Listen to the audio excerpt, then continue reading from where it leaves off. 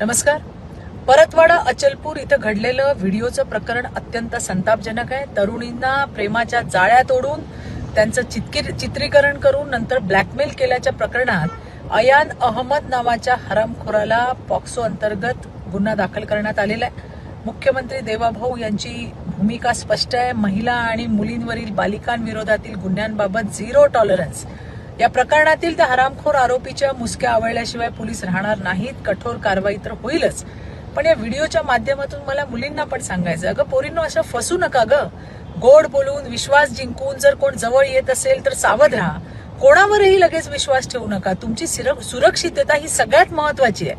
पालकांनी सुद्धा मुलींशी मोकळा संवाद साधायला हवा आहे आणि शाळा महाविद्यालयातून नैतिक शिक्षण आणि डिजिटल सुरक्षिततेचे धडे समाविष्ट होणं ही आता काळाची गरज आहे. धन्यवाद. जय हिंद, जय महाराष्ट्र, भारत माता की जय.